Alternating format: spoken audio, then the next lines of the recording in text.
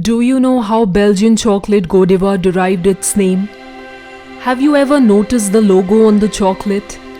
A sketch of a bare woman with long voluminous hair riding on a horse. Okay, let's unravel this. The name and the logo of chocolate Godiva are inspired by an iconic painting, Lady Godiva, created by John Collier in 1897. Before we discuss this painting in detail, let me introduce you to British painter and writer John Collier. His style was pre-Raphaelite and he became one of the most prominent portrait painters of his generation. In due course, Collier became an integral part of the family of Thomas Henry Huxley, a famous biologist and anthropologist. Both his marriages were to the daughters of Huxley. Collier studied painting at the Munich Academy starting in 1875. When I explored his oeuvre, I noticed a pattern where he gave a provocative yet sophisticated outlook to mythological women. His works alter the original setting and give an unconventional perspective to folklore and fairy tales. Let's explore 5 of Collier's provocative artworks showcasing bold and empowering women.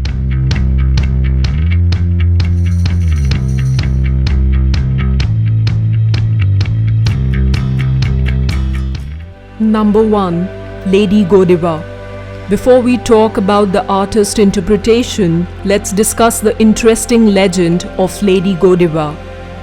Lady Godiva was an Anglo-Saxon noblewoman. She was the wife of Leofric and Earl of Mercia.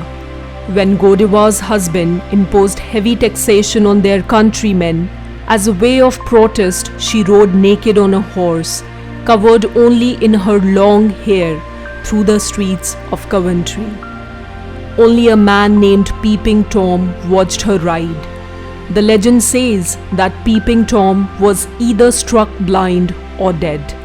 When Godiva completed her ride, Leofric agreed to make Coventry free from all taxes.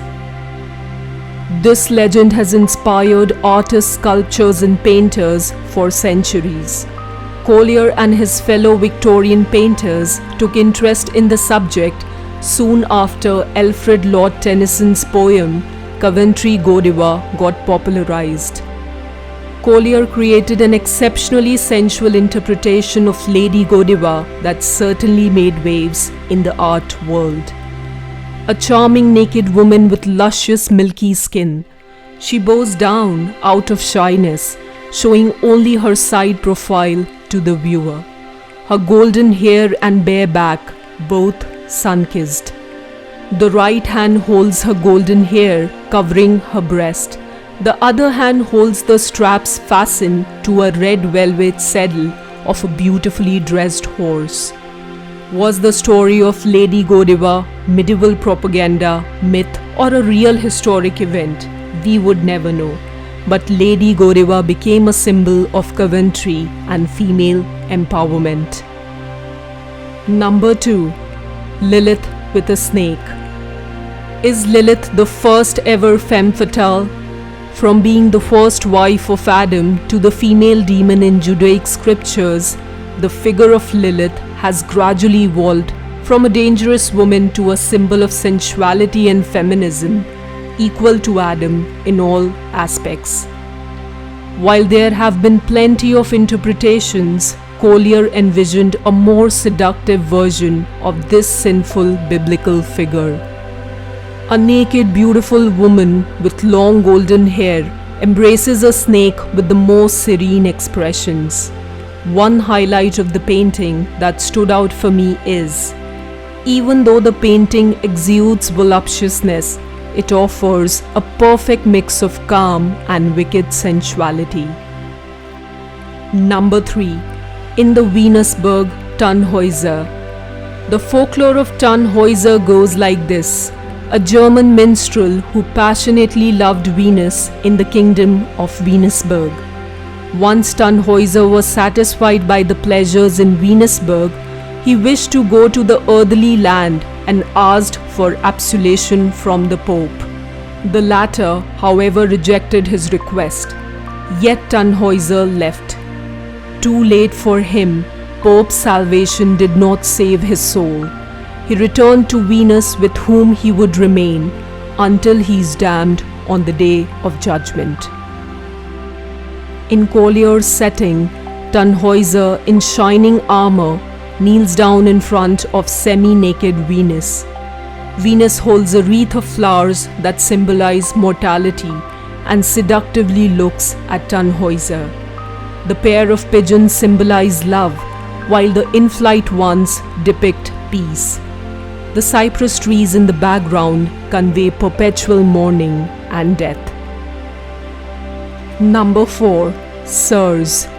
The painting Sirs Offering the Cup to Ulysses by John William Waterhouse is considered to be one of the greatest and accurate representations of Sirs, both in terms of the subject and setting.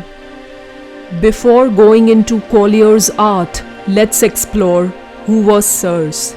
She was the daughter of Helios, the god of the sun. Even though she had a divine and noble ancestry, unlike her siblings, she lived on an inhabitable land of Aiaia. In case of unexpected visitors, she transformed them into animals such as wolves, lions, and tigers. In Collier's artwork, Circe's appearance is charming and seductive. She lounges on the grass with her bare back, animals around, and caressing a leopard and a tiger. Number 5. The Death of Cleopatra. Collier depicted Cleopatra on the divan, already dead after committing suicide by poisoning. Her 2 maids might have taken their lives alongside their queen. One collapsed and the other one leans against the divan. Giant pharaohs carved in black stone guard over the setting, while beautiful hieroglyphs adorn the pillars.